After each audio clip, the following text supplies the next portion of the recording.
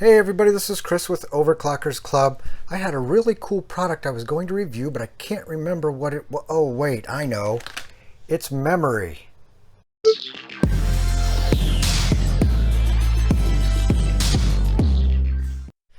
I know you didn't come here for the jokes, you came here to see this cool Mushkin Redline Lumina memory. And if you haven't checked out Mushkin lately, you should see what they've got. So in their line of memory, they've got Lumina RGB, which is what I've got today, Red Line, Black Line, Stealth, Silver Line, Essentials, Pro Line, and Notebook memory. But we're going to be looking at, if I can keep my mouse straight here, the Red Line Lumina. And you can see that it comes in a variety of capacities as well as a variety of speeds, and it is also available. You can see here these are white, but it actually comes in black and white. Of course, I have the black kit today. And this particular kit is the MLA4C360GKKP16G X2, which means it's a 16 gig on each stick, so times 2, so 32 gig kit. And it is, let's see, PC4 3600, and then I'll explain what those numbers there mean here a little later. But anyway, that's the kit, and we'll go ahead and get this installed here in just a moment. But first I'll get these out of the package and we'll sort of look at them a little more closely. So here is what one of the sticks looks like. It's pretty low profile, and I'll get you a measurement here in just a moment. That's important if you're going to run certain air coolers that overhang your RAM modules. But it is a nice heat sink, heat spreader there, wraps around both sides, and then this is the top section where the RGB effects will light up. Of course, when it's not plugged in, you won't see anything. So we'll get this installed in a moment, but I also want to get you the overall height. Now, I left a stick of my Corsair Vengeance Pro memory in there just for reference so you can see the height difference. The Lumina here, Mushkin memory, is 40 millimeters to the top of the memory to the surface of the motherboard.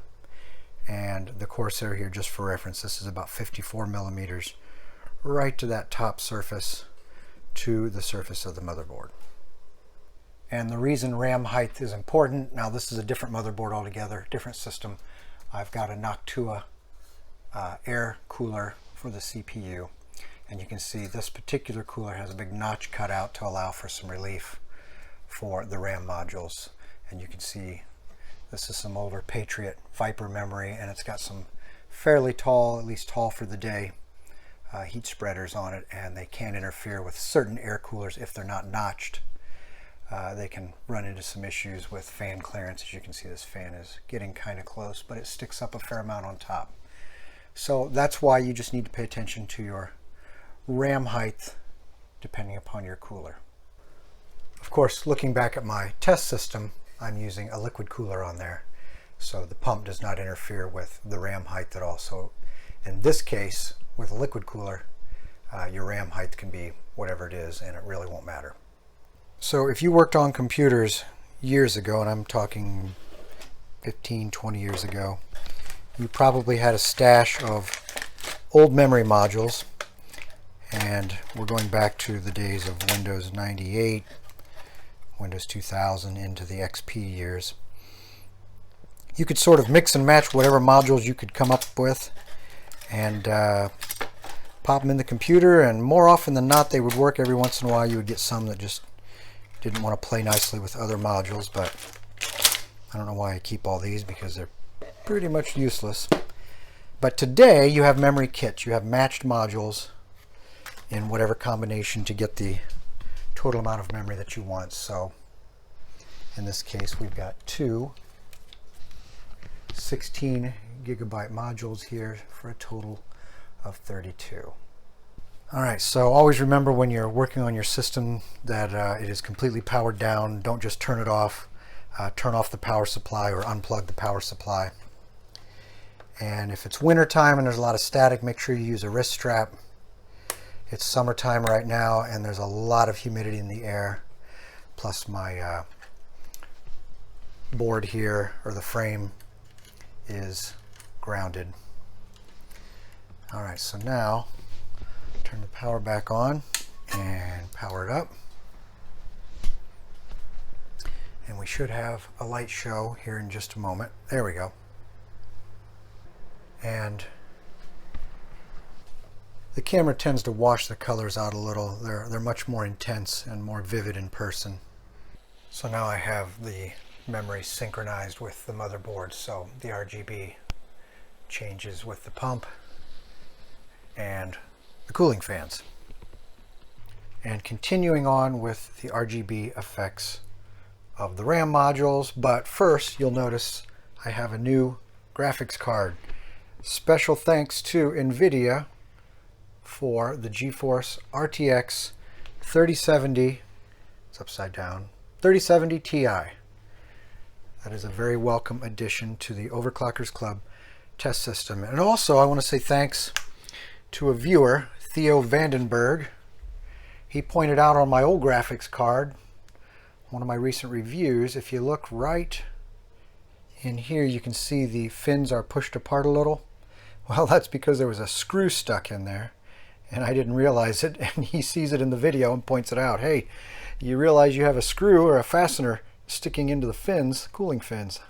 I thought, what? Well, I remembered I'd taken this graphics card apart partially, and those little screws right there, one was sitting on the table, and I set the graphics card down like that to try and get a DisplayPort cable that was stuck.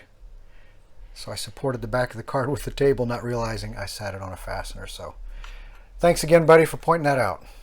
And here's a short clip. You can see the screw sticking out of the back of the graphics card. I don't know how I missed it. Okay, so getting back into the RGB control. So there are a couple different ways that you can control the LEDs here, the RGB effects.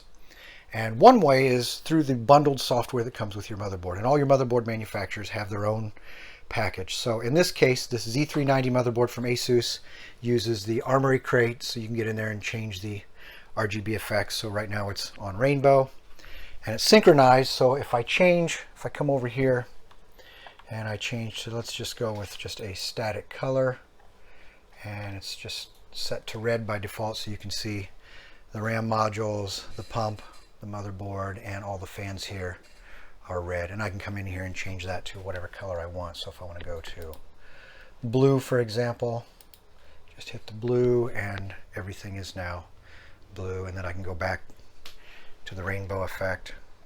That's sort of a nice generic way to make sure everything is changing colors.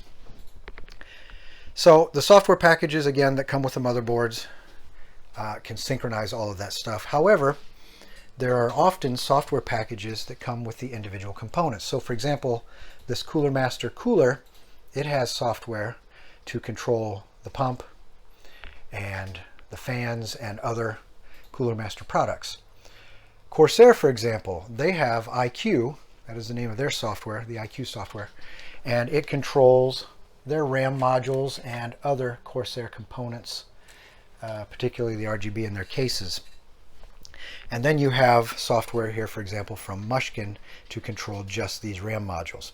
So when you have all of these software packages running in the background, sometimes they will fight for control of the various components, and your components will do weird things. So you have to figure out which software package controls the most and delete or uninstall the packages that may be giving you trouble. Now that doesn't mean they will give you trouble. I'm just saying you might run into that when you have multiple packages on your system. And this is the software that you download from Mushkin. There's the rev number right there, 1.00.01. But you can see here you have all these different lighting effects. And this is similar to the motherboard software that you can use to control it, but this is the dedicated Mushkin software. But then you have all these things you can change. So right now I've got it set to static red. And if I want, I can switch it over here to blue, so you get a nice intense blue, although like I said, the colors are sometimes washed out here in the camera. And then I can come over here and switch it from static to breathing, and then you get the breathing effect there where it sort of Comes on and off very slowly. And actually there are a couple other things I want to show here. So you've got an external sync button so you can synchronize it with Razor Chroma.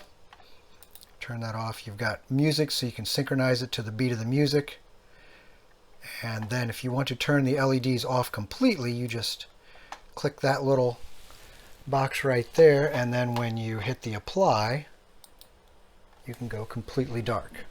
Then I can come over here and switch to rainbow, and you get the rainbow effect. So you can get in there and fool around with all the different effects through the Mushkin software.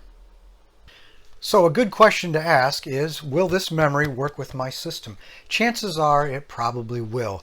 But one thing you can do is you go to the web page for your particular motherboard on the manufacturer website, and somewhere on there, sometimes even in the owner's manual, the hard copy that you get, but somewhere on that page there'll be a QVL list, and QVL stands for Qualified Vendor List. And what that means is the components on that list have been verified by the manufacturer to work with that particular motherboard.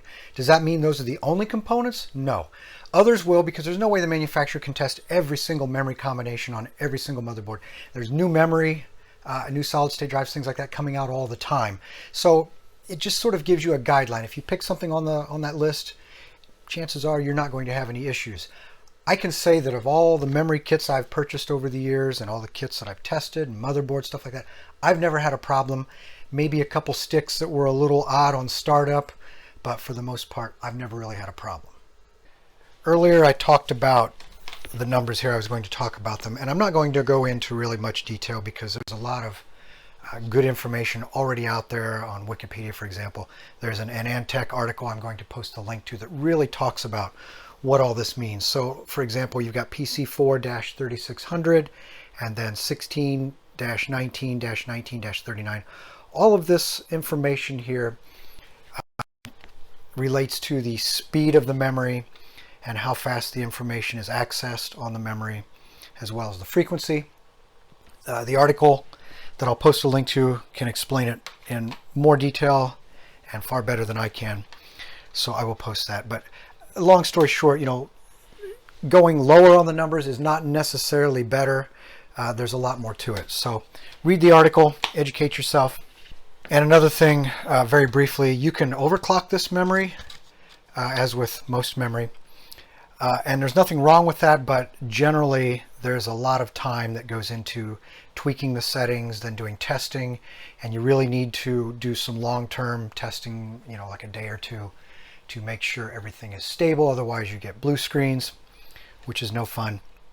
Generally speaking though, if you're really bent on getting the most out of your memory and you want the fastest, then spend a few more dollars and get the fastest memory that will run on your system, because the overclocking is fine, but a lot of times you run into diminishing returns versus just spend a few more dollars and get the higher speed memory. And then it all comes down to the cost. So right now on Amazon, and you know how Amazon is, the price varies from time to time, but right now this particular kit, which is 2 sticks of 16 gigabyte for a 32 gigabyte total, is $199.99 right now. Retail price, it looks like the list price was $219, so you save 20 bucks. This time of the year now, we're moving into the fall, so Black Friday is not too far off. Who knows where the prices will be then. And this is, of course, right in line with what you're going to pay for a kit of this size and of this speed. Again, what I like about it, you've got some nice heat sinks. You've got the RGB that you can go in there and play around with the different lighting effects, if that's your thing. If you're not into RGB, then you can just turn it off or just leave it wherever it is when you fire your system up. And I'll go over some of the key features again here real quick. And here's a slide from Mushkin. It sort of goes over some of the basics. It shows the diamond cut edges across the front face of the heat sinks. High endurance reliability, which I think would be pretty standard, really. The dynamic RGB lighting, which we looked at. It also shows that it's compatible with the major motherboard RGB platforms. The next slide here, it's really high level, but it sort of shows the key features. The only thing here that's really exciting, if you want to call it that, is the XMP profiles. Of course, they're standard, and it's hand tested. Each module here is hand tested. Then what I really like is the limited lifetime warranty. That is really nice. Moving on to the next slide, I did a couple of screen captures here from the CPU-Z. You can just sort of see what the timing specs look like. Again, nothing terribly exciting here. It just sort of shows you, or verifies really, the specs. The next one here, this is the Ada64. Again, the same thing. Not a lot of real excitement here, but just shows the specs as the software sees them. And again, it really just verifies what the factory specs are. Overall, I really like the memory. The performance is good. The RGB is good. No issues at all. So I would give this the Overclockers Club Gold Award. This is Chris with Overclockers Club. Thanks for watching, and don't forget to subscribe.